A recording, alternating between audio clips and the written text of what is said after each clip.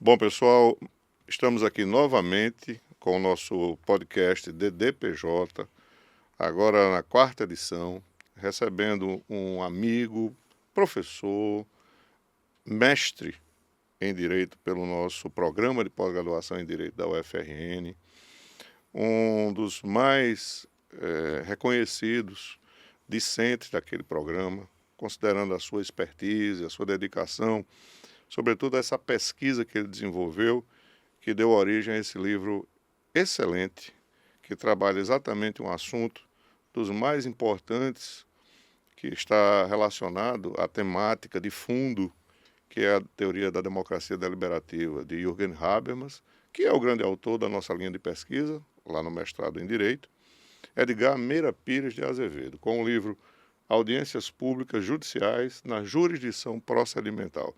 Ele, inclusive, me deu a honra de me citar, inclusive por sugestão da editora Juruá, no subtítulo do livro, quando assim nos referencia. Democracia Deliberativa à luz das teorias de Jürgen Habermas e de Ricard Tinoco de Góes. Eu, particularmente, não me coloco na condição de um teórico, mas sim de um entusiasta da visão habermasiana em torno do fenômeno jurídico, e Edgar como um trabalho de fôlego, extremamente cuidadoso, cujo texto não se perde uma só palavra, fez uma pesquisa vertical sobre a teoria habermasiana e secundou essa pesquisa com enfoques no processo civil, sobretudo naquilo que é o objeto central da pesquisa, que é o estudo das audiências públicas. E ele vem aqui para contribuir com o nosso podcast, que é, só relembrando, um espaço dedicado à realização de um projeto de extensão do programa de pós-graduação em Direito da UFRN. É um projeto de extensão que tem por finalidade divulgar, mas não só divulgar, mas também tratar das pesquisas que os mestres formados por aquele programa, os mestres dessa linha de pesquisa, que é por mim composta juntamente com os professores Orlando Ribeiro Rosário e Leonardo Freire, e que precisam ter um espaço para realmente divulgarem as suas pesquisas, os seus trabalhos conclusivos e dissertativos do mestrado. Edgar é mais um deles, estará aqui para a gente discutir a sua produção. Seja bem-vindo, Edgar. Obrigado, É senhor. uma, Boa noite a é uma todos. satisfação enorme tê-lo A aqui honra toda minha. e a gente vai conversar um pouquinho aqui sobre o seu trabalho. Eu queria começar, como sempre começo, né, de uma maneira muito natural, informal, explorando um pouquinho o que é que lhe levou a estudar as audiências públicas. Assim, qual assim a motivação central que lhe fez, assim, que lhe deu essa essa motivação, quer dizer, esse estímulo a realizar essa pesquisa sobre audiências públicas? Boa noite mais uma vez, doutor Ricardo. Né? Um prazer, matando até a saudade, faz um tempinho que a gente não conversava. Mas o que me levou exatamente a explorar as audiências públicas foi justamente o nosso autor. Claro. Foi Jürgen Habermas. Não apenas o nosso autor, mas porque antes mesmo de iniciar minha pesquisa, antes mesmo de iniciar a seleção do mestrado, eu já tinha lido a obra do senhor, que é a questão da jurisdição, de trazer a teoria habermasiana para a jurisdição. Então, eu queria dar continuidade aquela ideia, aquela pesquisa do senhor, a tese do senhor, né, que foi a de doutorado, mas eu não via como, né? E Habermas foi um autor que me chamou muito a atenção, até pela complexidade, né? Uma obra enciclopédica, a gente não consegue pontuar exatamente qual é a vertente de Habermas, se ele é só um filósofo, um sociólogo, um político, um filósofo político, sociólogo político. Ele é muito interdisciplinar, Perfeito. né? E isso me chamou muito a atenção. Então, quando participei da seleção do mestrado e adentrei o mestrado, eu já conhecia também a dissertação de outro mestre, outro doutor, né, o doutor Carlos André Maciel, Perfeito. e era sobre amicus curiae. Sim. Então, quando nós falamos em Habermas, remete-se muito ao amicus curiae, até porque o nosso código adotou, né, no artigo 6º, Sim, o sim. princípio da cooperação.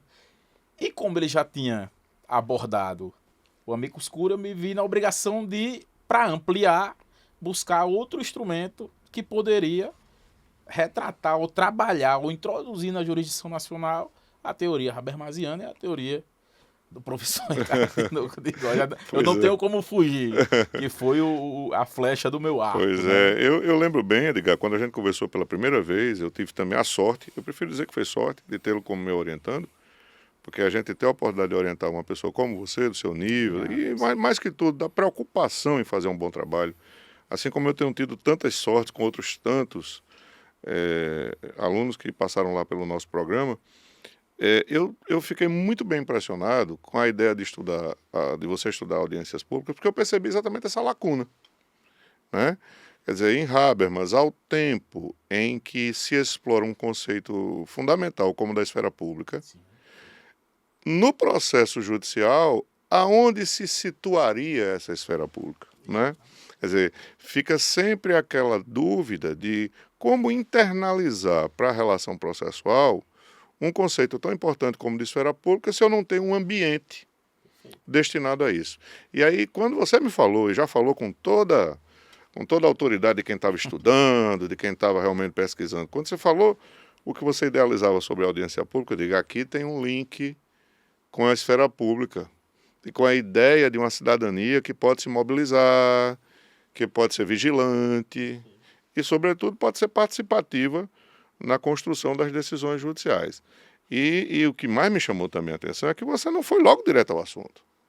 Eu vejo no seu trabalho, sobretudo aqui no capítulo 3, um esforço maravilhoso e um diálogo que você mantém, faz com que a teoria habermasiana possa manter, com outras linhas de pesquisa, né? Que são tão essenciais quanto para a gente estudar isso que você se propôs. Sobretudo a ideia de um Estado tradicional na pós-modernidade, né? O grande fenômeno da virada linguístico-pragmática, né? E aquilo que vai se afunilando e chega em Habermas com os ideais de emancipação, de reconstrução da sociedade. Se você quiser destacar alguma coisa dessa abordagem inicial, será muito bom. Essa abordagem interdisciplinar, esses diálogos que Habermas fez muito durante a carreira dele, né? Ainda vivo e continua fazendo aos 96 anos, impressionante realmente. Isso. Né? Foi até para justificar, procurar de alguma forma, não apenas verticalizar na teoria dele, mas para justificar por que o tema. Sim. Né? A questão da filosofia da linguagem, o porquê, que aí vem a questão da circulação do argumento. Isso. Que o ambiente propício no país, né, na nossa jurisdição, são as audiências públicas e o amicus curiae, né? Inclusive, fazemos uma crítica da forma como é adotada e até chegamos a fazer uma proposição. Ao final, a gente passou até um pouquinho por sugestão do professor Anderson Lanzillo, que eu deixo até um abraço. Né? E fizemos essa proposição. Fomos um pouquinho além até do que era a ideia inicial. Isso. Mas essa abordagem inicial de fazer esses diálogos é justamente para dizer por que seguir este autor determinado e não outros. Não por questões nem de preferência, mas para deixar bem claro qual o objetivo da pesquisa. Isso. Porque do working tem sua importância, Alex, próprio Luhmann, a questão dos sistemas, então a gente traz são teorias complexas e tudo. E os diálogos também com o Habermas são complexos. Talvez você tenha tido aquele insight de dizer, eu preciso escrever um pouco de forma interdisciplinar. Para dizer por que eu estou escolhendo ele. Por que Habermas? Exatamente, né? Perfeito.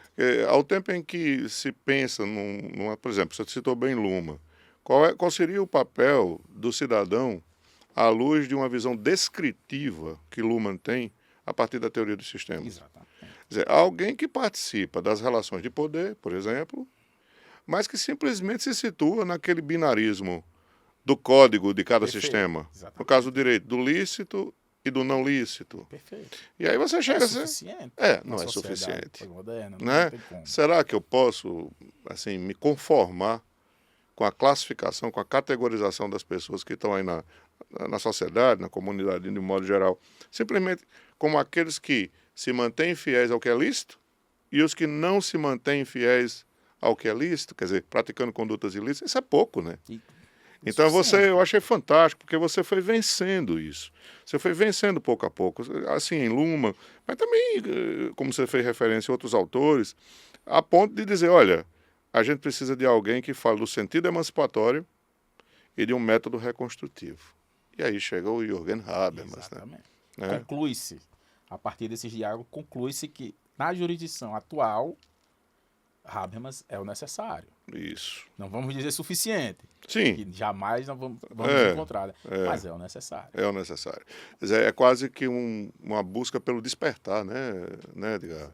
E, a- e uma coisa que chama muito a atenção de Habermas, Ricardo, é que a teoria da ação comunicativa, a teoria do agir comunicativo, foi uma obra é enciclopédica, Sim, que levou 20 anos para terminar. sim, E ela está muito atual. muito, muito. Muito atual. Isso. Mais do que no tempo da minha pesquisa, que foi há 2 anos atrás. Você vê num mundo tão dividido, né, em que a violência, por exemplo, ela se tornou sistêmica.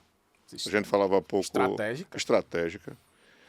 Você tem um autor que simplesmente lança luzes para um novo tipo de humanismo. Eu vejo muito Habermas, nesse sentido que você está dizendo, como alguém que ainda aposta no humano. Né? Até por uma experiência própria. Isso. Até por Né? uma experiência própria. E isso é que é bonito, porque quando você vai ver a historicidade do nosso autor, chama nosso autor porque de fato é nosso autor, né?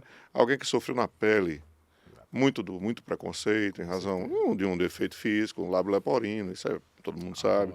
Isso atingiu a própria comunicação, a competência da fala. E não é à toa que ele escreve a teoria do agir comunicativo, exatamente nessa zona de penumbra. E ele traz a teoria da ação comunicativa depois para o direito enquanto instituição. Sim. É um desafio muito grande. Muito Grande. Porque Mas ele consegue alcançar. Porque ele teve que enfrentar 3 grandes inimigos. Né? O positivismo jurídico naquela visão arcaica, né? Austiniana, coercitiva, dos comandos coercitivos. Ele teve que vencer isso. Teve que vencer o que era da moda, que era o realismo norte-americano, né? Com aquela visão pragmática, quer dizer, que fez até com que o direito perdesse um pouco da sua autonomia científica. Né? Totalmente. Não é isso? E ainda teve que vencer o apogeu daquela visão hermenêutica gadameriana, que é muito interessante, eu particularmente até gosto muito, mas que não resolve, porque pensa que a hermenêutica defende que a interpretação por si só resolve. Então, o Habermas ele disse assim, bom, vamos aqui tentar construir algo que coloque as pessoas para ouvir e para falar. E num sentido em que a autoridade do Estado, assim como o viés interpretativo e a experiência da realidade não esgotem o direito. Exato. E foi o autor que aproximou... Não se encerra. Está sempre aberto. Pois é, e foi o autor que fez com que as pessoas se aproximassem do direito. O cidadão, né, Edgar? Existem críticos de Habermas que consideram a teoria dele muito utópica. Mas essa crítica, para mim, ela já está respondida no momento que diversos ordenamentos estão trazendo a teoria de Habermas. O nosso, por exemplo. Pronto. Amigos Cury, se estão sendo bem apreendidos ou não, é outra questão. Isso. É outra questão, que aí tem objetivos políticos, tem objetivos jurídicos, mas ou seja, existem caminhos. Isso. Ou seja, então utopia não há. Você vê quando o legislador processual 2015 fala de procedimento comparticipativo, cooperação processual, Perfeito. as próprias audiências públicas, né? Amigo da corte, isso é Habermas na veia. Totalmente. O artigo 6º está ali, é princípio da cooperação. É Habermas na veia. E aí, prosseguindo, você já abre aqui o capítulo 4º, de uma forma também muito enfática, com a seguinte nomenclatura: a jurisdição deliberativa. Olha só. Foi a primeira pessoa que teve a coragem de dizer assim... Mas aí eu já estava influenciado. Aí eu já estava influenciado. Né? A jurisdição deliberativa para além de Habermas. Aí fala da minha proposta. Se quiser discorrer um pouquinho sobre isso, sim. Vamos lá. Foi porque aí eu lembro bastante. Esse aí tivemos várias conversas, várias discussões na época. Perfeito. Porque algo que aconteceu é uma questão até interessante demais, que conversamos, que criou-se uma afinidade muito grande entre os orientandos. Isso. Da linha. Né, do Dr. Orlando, Dr. Leonardo. Eu deixo também um abraço à pessoa sensacional. tive com ele, inclusive, para dar uma aula que ele pediu às 4 da tarde para dar às 16 horas. Eu fiz, só vou porque é o senhor, mas vamos lá. Aí deu tudo certo. Que maravilha. E que a afinidade, assim, conversando principalmente com o professor Carlos André, foi inclusive nessa aula, foi para o professor Leonardo, uns 2 a 3 meses atrás, eu falei justamente isso.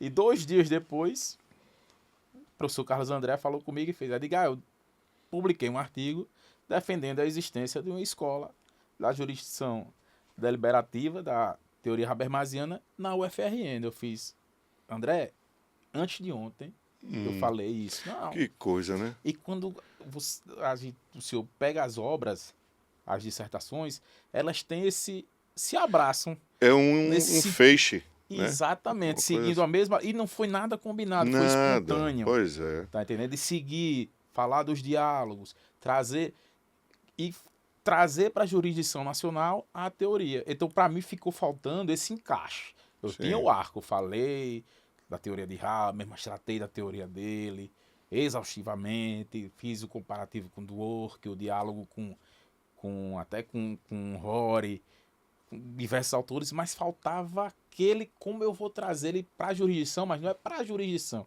é para a jurisdição brasileira. E aí veio aquela minha ousadia de, na tese do doutorado, falar da necessidade de aproximar o judiciário do espaço público. Pois esse né? capítulo é exatamente isso. Eu parei, eu fiz, e agora? Como é que eu vou trazer? E aí foi justamente onde eu já tinha algum tempo, né? Pois é. A obra eu fiz, não, vai ser a obra do doutor, mas eu ficava preocupado. Eu falei, rapaz, será que o doutor Ricardo vai gostar? Não vai? Até que eu falei com o senhor, eu fiz, doutor Ricardo, aqui é a minha flecha. Pois é. Eu tinha o arco, faltava a flecha. A flecha foi a obra do senhor e foi como eu encaixei a teoria habermasiana na jurisdição nacional. Na jurisdição eu tinha como fazer, mas eu tinha que fechar mais. Então, foi como eu encaixei a teoria habermasiana na jurisdição brasileira e especificamente nas audiências públicas. E você chamou a atenção por um aspecto importante, quando você diz assim, naturalmente, os projetos de pesquisa que terminaram resultando nas dissertações foram se encaixando, assim, foram convergindo. O seu de audiências públicas começou com o de cooperação de Carlos André, e aí, por exemplo, o que Alain desenvolveu, né, em relação ao processo estrutural, que hoje tem uma necessidade muito grande de ser bem captado, principalmente pela advocacia. E até por ser um assunto da moda. Então da tem moda. que se ter cuidado. Tem que ter muita responsabilidade. Quando a gente pensa em tutela coletiva, pensar num processo estrutural, a moda do positivismo chega a dói no ouvido, né? Chega a dói no ouvido. Subsunção. Né? Quer dizer, você vê, e ele traz aqueles exemplos todos lá do caso Mariana, etc. Ou seja, se a gente não ouvir as pessoas, como é que a gente vai fazer com que a jurisdição, de fato, cumpra aquela missão, aquele espectro constitucional de realmente decidir democraticamente? Eu estava lendo um livro, antes de ontem, do professor Edilson Vitorelli, que é desembargador do TJ de Minas Gerais, ficou lá também forte de Habermas. Ele não era nem sobre a questão Habermas, mas era processo coletivo, aquelas coincidências que sempre acontecem quando a gente conversa, né? E ele me disse, ele fazendo uma crítica, ele rebatendo uma crítica ao ativismo judicial. Sim. E ele disse, nós no Brasil não tem muita crítica com relação ao ativismo judicial. Mas será que temos mesmo? Sim. Eu não quero nem me posicionar aqui, que eu sei que é um assunto polêmico. A gente tá discutindo. Mas ele trouxe uma visão que eu achei foi antes de ontem, que eu achei muito interessante, que ele disse, o professor Edilson Vitorelli, desembargador do TJ de Minas, que ele disse, não temos um ativismo jurisdicional, que é até a posição do presidente do STJ atual, doutor Herman Benjamin, né? Que ele disse, nós não temos um ativismo jurisdicional porque nós temos uma legislação muito farta. Então, sempre que se fala em ativismo judicial, principalmente em relação a políticas públicas, quando vai se analisar o voto ou a decisão, sempre ela está amparada na legislação que nós temos uma inflação. E agora nos precedentes também, que já começaram a ser criados. Ele citou exatamente o artigo 927. Nos precedentes. Então, será que temos realmente? Eu estou até falando porque foi algo que eu li antes de ontem. E foi muito interessante você ter dito isso, porque pensar a tutela coletiva também pelo viés habermasiano é uma espécie de freio a uma tentativa de uma interpretação ativista. Exato. Ora, se eu sou obrigado no bom sentido, né? Mas se eu sou levado a discutir com o espaço público, como é que aqueles centenas de milhares de pessoas podem ser indenizadas? como naquele estouro lá da barragem lá Exato, perfeito. de Brumadinho, se eu sou levado a fazer com que as pessoas se sintam, né, incluídas na discussão, porque antes de tudo é uma questão de reconhecimento e de inclusão. Nós estamos falando de reconhecimento e de inclusão, né? Que é algo muito caro a um país como o Brasil, cheio de desigualdades históricas. Muito grande. Né?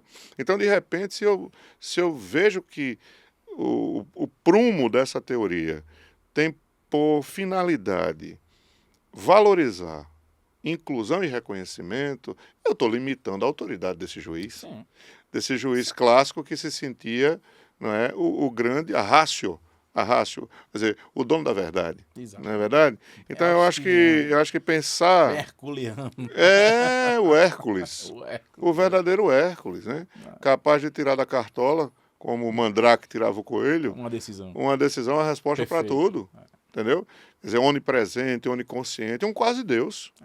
Talvez a questão do quase ativismo judicial realmente é um assunto que é complicado de tratar, ainda Claro. mais no momento atual, Sim, mas a questão do ativismo judicial seja a expectativa desse juiz, né? sim, Que a sociedade Sim. tem a expectativa desse juiz, que é uma figura metafórica. metafórica. Impossível. Impossível, inalcançável.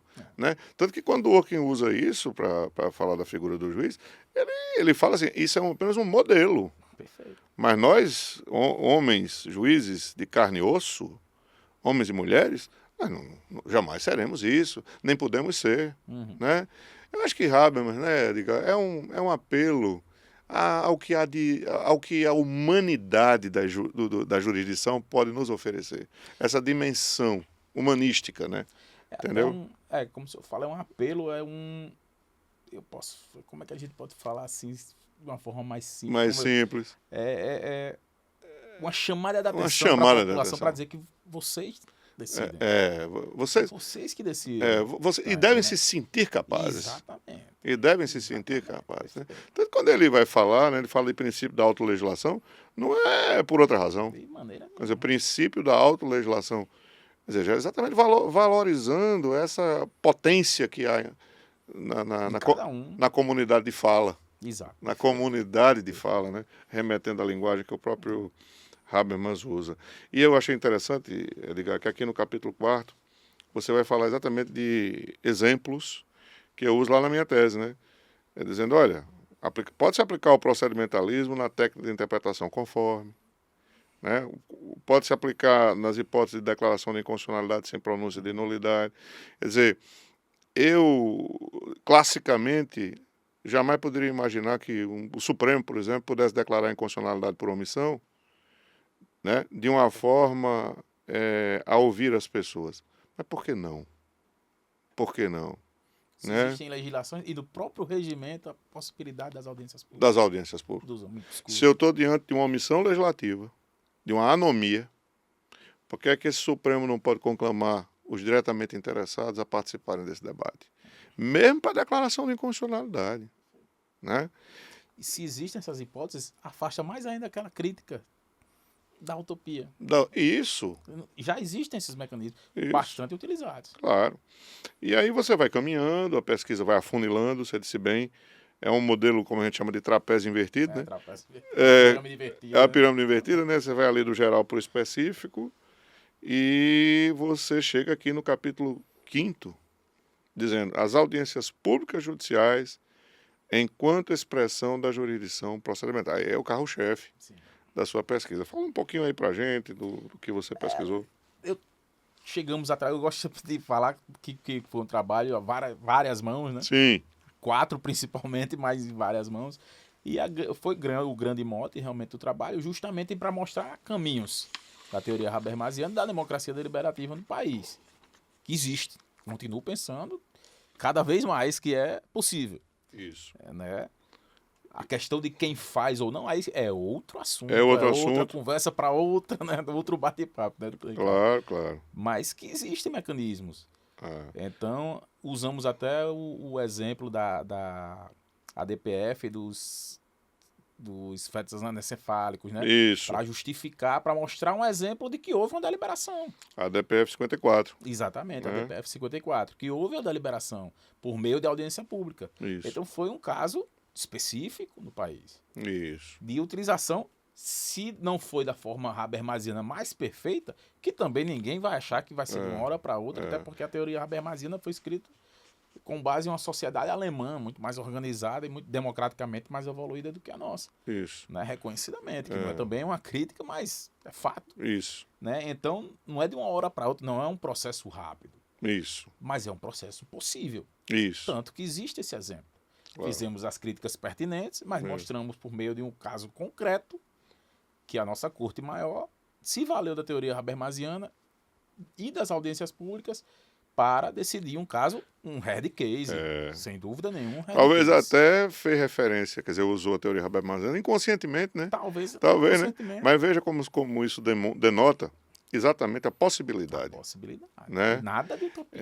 Eu acho que todo esse nosso esforço, eu venho dizendo isso, a cada turma que ingressa no mestrado e que resolve participar da linha, que o nosso sonho não é de resolver em tudo e por tudo todas essas deficiências que a interlocução com um aparato de Estado tão fechado como a jurisdição tem historicamente. Não é isso, mas é demonstrar que é possível pensar, é possível... E foi o objetivo de Haber. Não é? Dar o primeiro passo. Porque faria diferente. Pois é, dar o primeiro passo. E aí eu estava aqui percebendo, até relembrando, né, porque lembro das nossas reuniões, daquilo que a gente conversava, que você, com muita propriedade, você colocou Habermas para dialogar com Peter Heberle.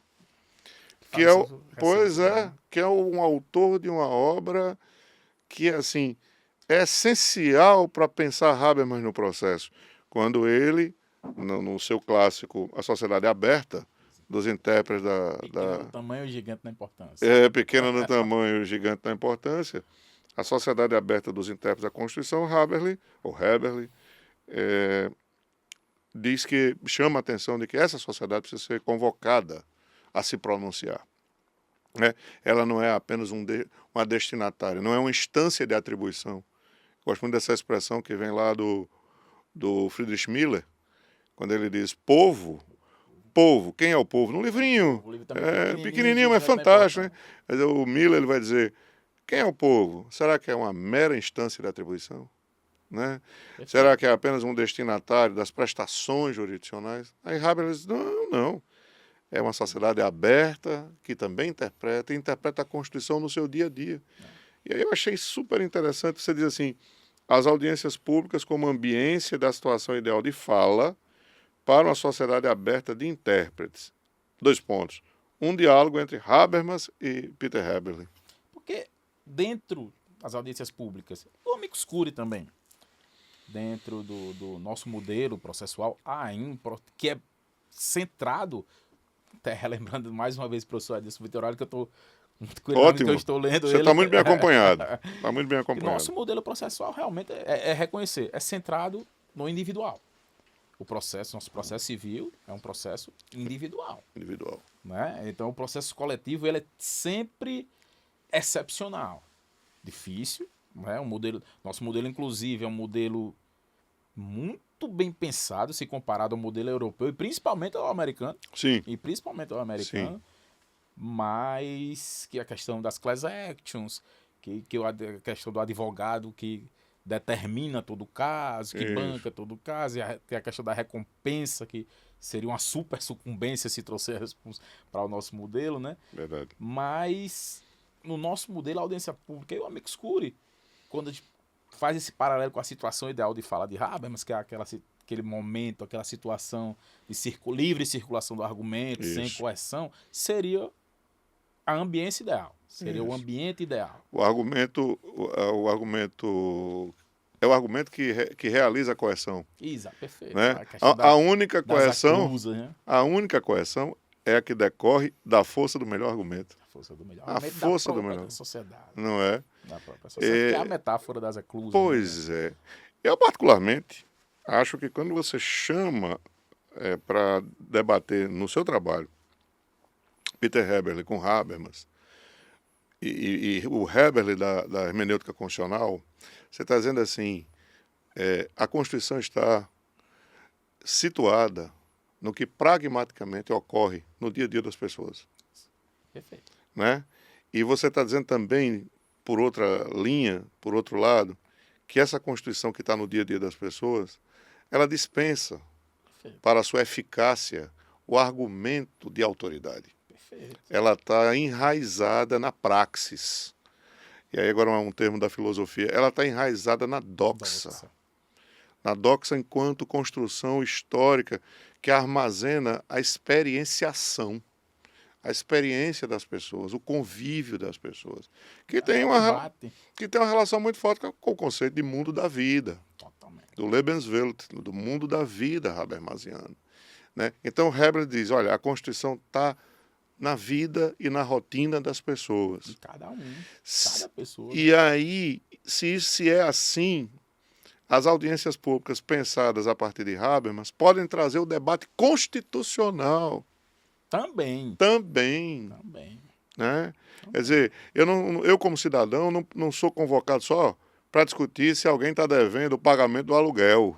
Perfeito. Né? Se alguém pagou ou não pagou a pensão alimentícia. E aquela eu posso ser chamado para discutir as grandes questões. Sim. Deve. Né? Deve, né? Né? Que vai alcançar toda a sociedade. Eu achei brilhante esse debate. Que, inclusive, realmente é a essência de Heber aí, né? Isso. É a essência dele. Quem são os maiores interessados? Isso. Mas não situando apenas no campo da infraconstitucionalidade. Isso. Mas dizendo, olha, pode-se discutir direitos fundamentais. Sim. Deve. Né? Deve-se discutir direitos fundamentais. Né? Os concernidos, pensando em Habermas agora, os afetados e concernidos podem ser conclamados para discutir os direitos fundamentais. Esses todos que a gente tanto aqui e que nos fazem, no caso da sociedade brasileira, desse abismo que a gente vive, nos faz tanto sofrer. Tutela à saúde, tutela à educação, a questão do transporte, da segurança pública. Até nós temos um exemplo, uma questão criminal. Sim. Que foi a analogia, que é muito criticada a forma, mas foi a pressão social foi tão grande que foi o jeito que o STF teve que fazer para criminalizar a homofobia.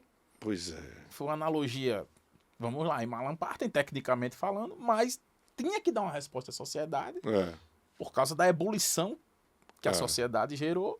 Então, a teoria das reclusas perfeitamente. Não foi mencionado o Habermas no voto, mas é totalmente... foi inconsciente. Totalmente. Mas chegou lá. Exato. Chegou lá. Aconteceu. Quer dizer, é quando o judiciário, e aí a gente está falando de Supremo, diz, olha, eu tenho que prestar contas. Exatamente. Não tem para onde correr. É uma accountability judicial. Exatamente. Eu tenho discutido isso.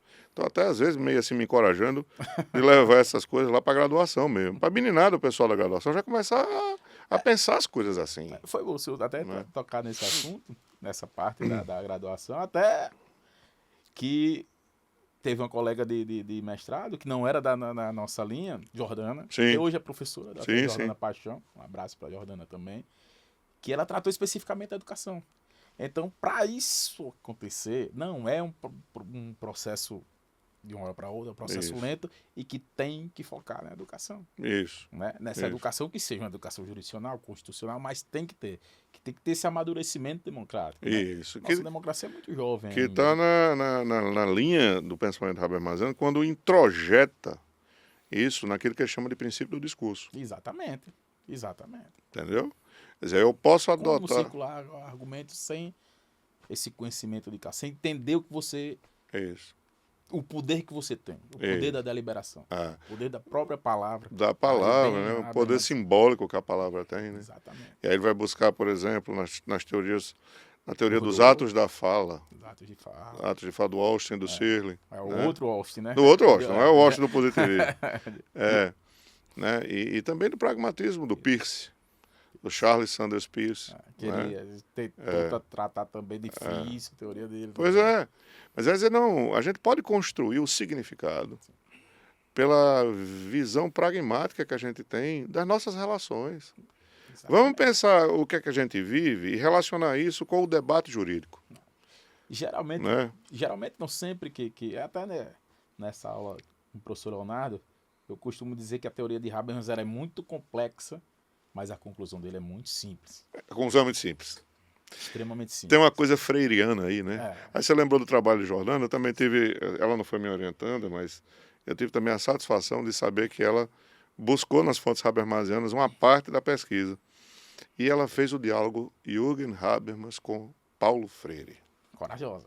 né? Atrevido. Com Paulo Freire. Porque também em Paulo Freire esse apelo à participação dos afetados e concernidos. Perfeito. Basta lembrar a experiência pedagógica que ocorreu aqui em Angicos, né? Isso, perfeito. Como algo assim inesquecível em termos de inclusão pela educação.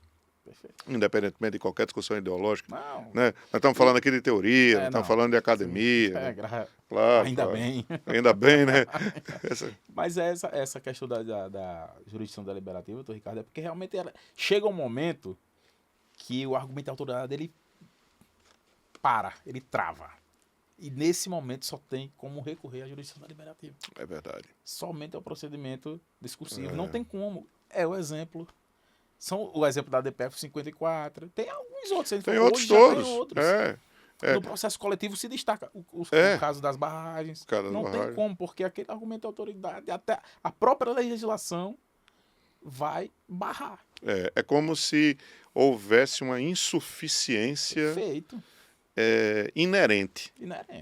Né? Que é justamente esse histórico do processo individual.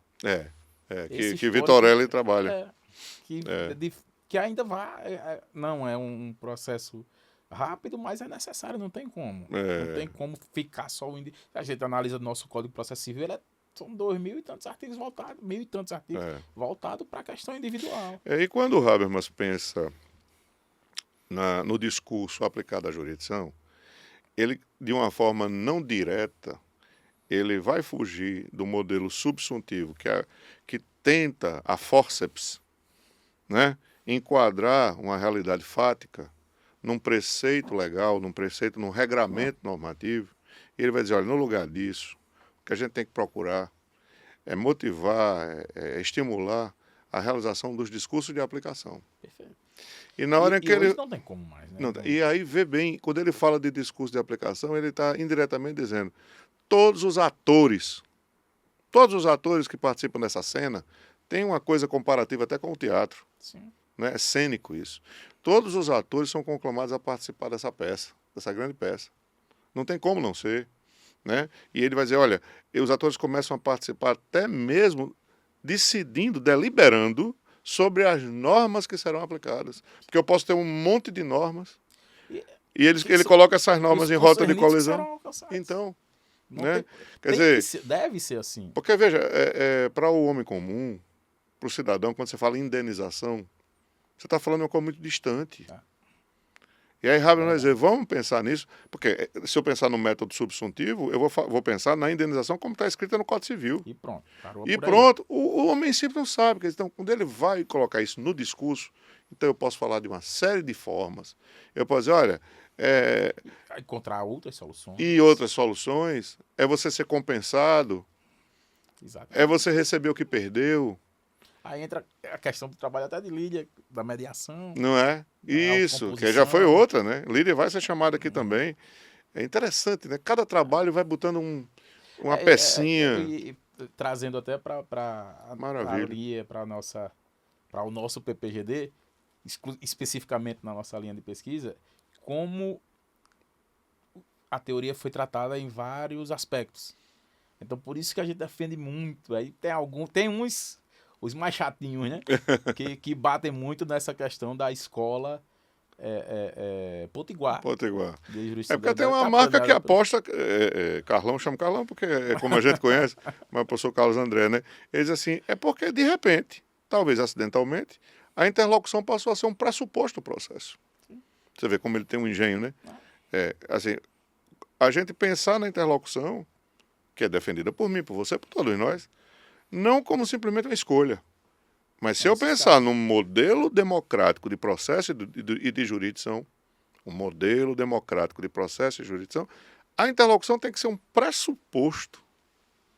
Né? E hoje, olha que 2023 o meu trabalho, 2025 a gente está falando, 2026 já chegando, mas pressuposto para o próprio procedimento legislativo, como o senhor acabou de falar. Não tem como. Não tem como. Mais do que nunca. Mais do que nunca. E aí a gente chega nas audiências públicas propriamente ditas. Né? A nossa proposição. Que você vem com uma proposta. Quer dizer, Edgar, valeu-se de uma pesquisa de mestrado para escrever quase uma tese de doutorado, porque está sendo propositivo. Carlão disse a mesma coisa. Não era algo a se exigir, mas você se propôs algo tão profundo, tão importante, quer dizer, em termos de construção teórica, que você vem à guisa de proposta. Fala um pouquinho para a gente dessa proposta. Na verdade, foi na banca de qualificação, mais uma vez, professor Anderson Lanzillo, né? Deixo um abraço e agradeço bastante. Grande professor mesmo. Uma das cadeiras, tiveram algumas várias sensacionais no meu mestrado, só tenho a agradecer, e a dele foi uma. E o professor Anderson Lanzillo fez, diga, mas você não está... Ali no finalzinho da banca de qualificação, você podia dar uma incrementada. E o professor Leonardo, né? Somos todos kantianos, né? Sempre brinca, né? E somos mesmo. O professor Leonardo fez, e você tem que falar mais alguma coisa de Kant. E aí eu peguei justamente o trabalho dele, que ele até hoje não publicou, estou cobrando publicamente, professor. Publique a sua dissertação de mestrado. Excelente.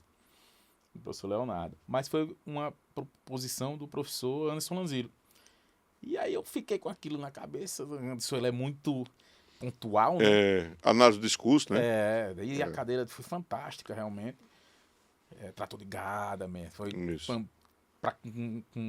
A nossa turma foi muito grande, acho que foi a maior, né? Então era muito difícil para os professores deixar todo mundo no patamar linear. Então foi um desafio para os professores, com certeza. E ele trouxe essa... que eu fiquei encucado, falei, rapaz, vamos lá, vamos arriscar. Dá para ser propositivo aqui. Exatamente. Então, fizemos a proposta de um código, de uma legislação específica para tratar das audiências públicas. Não ela de passagem, como tem algumas legislações, legislação do processo constitucional, no próprio CPC, mas uma legislação para tratar do procedimento da audiência pública. Sim. E hoje em dia está tramitando, 2 anos depois. Você vê. O Código de Processo Coletivo, está no Senado no momento, também foi lendo o professor Edson Vitorelli, e que tem capítulo específico para as audiências públicas e para o amicus curiae. Pois é, tem um capítulo destinado a dispor sobre um modelo de audiências públicas. Exatamente. Né? Que certamente tem um compromisso democrático. No modelo coletivo, então... Que deve ter um compromisso democrático. Muito de uma legislação específica, não esparsa, né, específica do processo coletivo, que é um hiato, tem uma lacuna no nosso ordenamento nesse sentido, apesar da ação civil pública, da ação popular, mas condensar realmente essas teorias de diversos autores muito bons, Antônio Guide, professor Edson Vitorelli, vários outros, Daniel Metidiero, mas tem que condensar isso numa legislação robusta, realmente, do processo coletivo, e vai alcançar de alguma forma a audiência pública e o amicus curiae, e tem que ser deliberativo o processo coletivo, não tem como. Com compromisso democrático, né? Compromisso democrático. Com compromisso democrático. E aí, interessante, eu acho que essa sua constatação, ela termina também trazendo, por via paralela, uma outra, que é exatamente o déficit de legitimidade de algumas conclusões que podem ser extraídas dessas audiências que já vêm sendo feitas. Sim. Eu, por exemplo, falo isso de uma forma absolutamente natural. A gente faz isso aqui. Isso, e é acadêmico, né? Mas, por exemplo, eu assisti, até na época que havia um grupo de pesquisa que a gente estava tentando começar ali, assisti uma audiência pública sobre o Fundo Amazônia. E a gente percebia ali que, ainda que realmente as pessoas interessadas foram de fato conclamadas a participar, não havia simetria na construção argumentativa dessas razões. Eis a importância do processo educacional. Porque não é só você dar um microfone. Exatamente. Né? Não é só você dizer, olha, existe aqui toda uma estrutura todo um aparato para a audição, daí o nome audiência, né? Não, é necessário que exista, de fato, o preenchimento de alguns requisitos. Eu estou, por exemplo, tentando construir, talvez isso aí para minha tese de titularidade, é um esforço que ainda falta algum tempo, faltam 4 anos e pouco para poder tentar ser professor titular da UFRN, Mas eu estou tentando construir uma teoria da decisão judicial colegiada que seja procedimental e deliberativa, né? Mas veja, também me situando nesse sentido É de, aquele paradigma de, nacional absurdo. mas de garantir na audiência pública, por exemplo, Edgar, a progressividade do argumento. Sim. A argumentação na audiência precisa progredir. Ela não pode ser circular, ela tem que ser circular. Concordo com você, estamos juntos. No sentido de Chegar, envolver. de envolver, circular no sentido de envolver, mas também no sentido de progredir para que alcance uma finalidade. Exato, para não ser só mero, Porque senão não mera justificativa. Justificativa, porque hoje a gente vê as audiências sendo realizadas muito mais para outras finalidades. Para dizer assim, olha... Fizemos essa crítica no trabalho. Eu vi, E justamente, por isso que eu estou instigando. e justamente o exemplo da DPF 54 foi porque nos hard cases, que é a conclusão do trabalho, inclusive, né, nos casos difíceis, hard cases, roubando aqui a terminologia do Orquiana, né? Mas nos hard cases não tem como. Isso. Não tem como essa circularidade não ser envolvimento. Não tem como o argumento ficar engessado só para justificar. Só para justificar. Por quê? Tem que Porque progredir. Justamente porque a sociedade está demandando uma resposta. Isso. Progredir no sentido de deliberar. Exatamente. A progressão que eu digo, bom, a gente tem que estabelecer um procedimento na audiência em que o argumento circula, mas ao tempo em que ele for vencendo item a item, ele vai progredindo para só obter respostas. Justamente, para não ser só mera justificativa. Isso eu chamo de progressividade da argumentação, né? Também falo da circularidade da circulação e falo, por exemplo, de outra característica que eu também coloco como requisito, que é uma argumentação não circunscrita. Eu chamo, por exemplo, de argumentação não circunscrita o quê? Aquele tipo de argumentação livre que permite que toda contribuição juridicamente possível seja bem-vinda. Né? Então, não circunscrita, por exemplo, a uma pauta de valores. Heberle, né? Bem Peter Heberle. A sociedade aberta. Né? A abertura de Peter Heberle é exatamente essa. Justamente. Ou seja, eu não posso dizer que a pauta de valores que essas pessoas vão trazer tem que estar, por exemplo, situada no modelo liberal, ou no modelo isso, ou no modelo aquilo. Desde que seja bem defendido. Desde que seja bem defendido. E que tenha um viés jurídico. Mas pode errado, trazer. Né? Porque, veja, se eu ficar limitado ou circunscrever a um plano, bom, defesa do meio ambiente versus defesa do mercado, eu estou limitando. Sim. Eu estou limitando. A pauta dos ambientalistas e a pauta do capitalismo, a gente já sabe qual é. Mas eu posso também ter uma terceira, uma quarta, uma quinta, todo mundo participando. E o envolvimento. Né? É essa questão que os críticos que falam em utopia não alcançam na minha percepção. Sim. Que é justamente que a discussão tem que ser estanque. Se você tem seu argumento, você defende e pronto. Pois é. E se o outro tem o seu argumento, ele defende e pronto. Não é isso. Não é isso que Habermas Às vezes eu desconfio que eles ainda estão espelhando aquele modelo de nós contra os outros. Sabe? Totalmente, mas isso é característica da nossa jurisdição histórica. Histórica. Do processo individual. Do processo individual. Né? Quando eu penso numa audiência pública que coloque a teoria habermasiana em prática, eu não posso limitar em A versus B. Até Rainel falando aqui, interessante, uma coisa puxou, ele diz, não pode ser um fla-flu. Exatamente, né? Perfeito. Né? Não pode ser um fla-flu, quer dizer, eu tenho que estar aberto a uma terceira, uma quarta, uma quinta, uma sexta vertente de abordagem. Né? E que elas sejam depois, possam ser rediscutidas. Sim, também, aí vem o outro argumento. Olha, você já lembrou bem, a provisoriedade. Então circularidade, progressividade, não circunscrição e provisoriedade. Por que fechar? E aí o próprio Habermas, ninguém está inventando a roda. Habermas vai dizer que consenso sempre é provisório. Exatamente. Tanto que existe a interpretação conforme. Isso. É um exemplo. Por mais que não se cite Habermas quando se trabalha, quando se discute a interpretação conforme. É com esse viés de provisoriedade. Mas simplesmente é exatamente isso. Não é isso? A mutação constitucional. Mutação constitucional. Tem tantos livros, mas ninguém aborda essa. Essa é uma perspectiva. Isso me estimula muito a saber que outros tantos, né? Porque Habermas, realmente, a teoria dele é muito complexa. Mas a conclusão é muito sutil. Né? E, às vezes, como é muito complexa a teoria dele, ela pode assustar um pouco no começo. Né? Até pela terminologia, até pelas traduções, Sim, melhoraram muito. agora a gente tem da Unesp, né? É, sensacional, todas, Do, todas. do Hurion Melo, muito bom. Capitania, Na época a bem. gente estudou por aquela do Zibenaich. Exatamente. Verdade, verdade. Mas que maravilha. E aí, tá pensando no doutorado? Ó, devagarinho. Tô com as ideias diferentes. É. Né? Eu vou tomar liberdade de fazer a leitura aqui dessa parte final, porque eu acho que até para o pessoal que está assistindo ter exata noção do que você enfrentou. A presente obra tem como principal objetivo investigar se as audiências públicas judiciais, na forma como vêm sendo desenvolvidas no Brasil, funcionam de fato, né? Como mecanismo viabilizador da democracia procedimental de cariz habermasiano. Nesse sentido, a obra tem como amparo teórico a teoria democrática de Jürgen Habermas, todavia, como forma de interligar a teoria habermasiana com o contexto brasileiro, também foi adotada como referencial teórico, assaz importante para o desfecho final da pesquisa, a tese defendida por Ricardo Tinoco de Góes, que finca as bases para uma jurisdição democrática também edificada sobre o procedimentalismo idealizado por Habermas.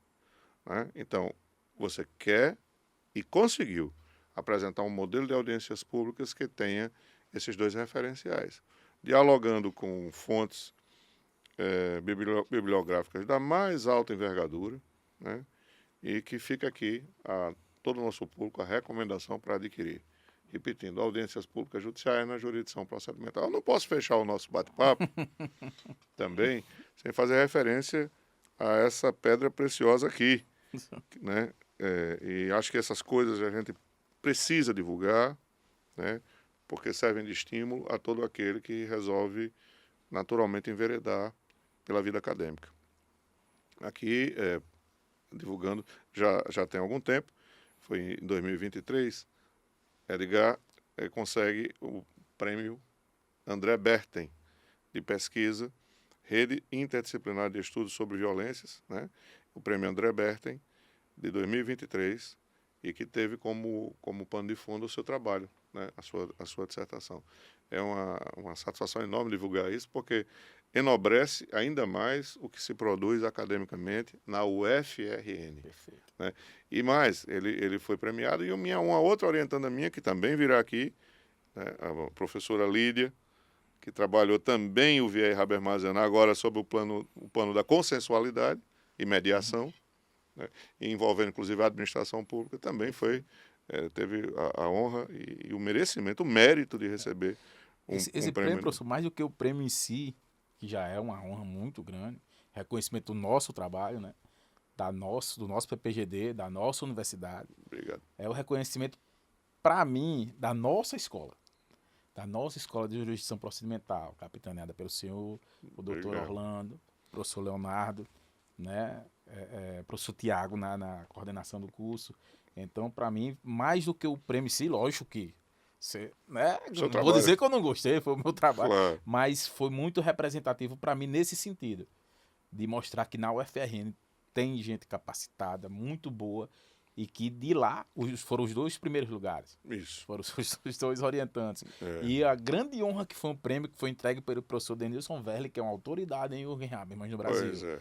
Então, assim, algo que eu guardo. Por isso que está até, né, meio surgindo aqui, mas porque eu guardo com muita honra, realmente, porque representa um momento muito marcante na minha vida. É uma satisfação enorme, viu, Edgar? E fica aqui a minha fala de contínuo estímulo a você. Obrigado, sei disso. Para que você sequencie e certamente traga maiores contribuições ainda ao nosso programa e à academia de um modo geral. Perfeito. Com isso, vamos encerrando aqui a nossa...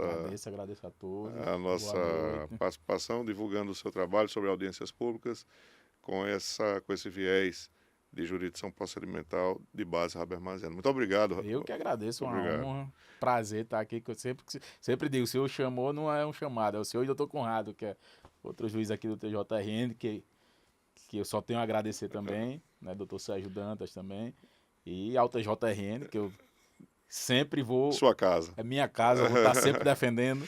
Isso. Né? Então, agradecer a todos esses, minha mãe, né? Todos os meus colegas de mestrado, Esther, Lídia, Carlão, Alan. É uma escola, a gente tem hoje, é indiscutível que temos uma escola. Depois vamos pensar no evento. Eu estou com a ideia aí de pensar no evento. Como eu digo ao senhor, surgiu. Isso. A escola da jurisdição procedimental, da teoria habermasiana Potiguar, que é indiscutível, ela surgiu espontaneamente. Se a espontaneidade da cidadania em Habermas é um ingrediente para a democracia que ele defende, a nossa espontaneidade... Exatamente, né? Surgiu e tá aí a prova, né? Isso. Já estamos galgando passos maiores. Uma alegria enorme. Bom, pessoal, então com essas palavras encerramos a nossa 4ª edição do nosso podcast DDPJ, Direito, Democracia, Processo e Jurisdição, que é mais uma iniciativa do nosso PPGD, enquanto projeto de extensão do Programa de Pós-Graduação em Direito da UFRN. Um abraço a todos.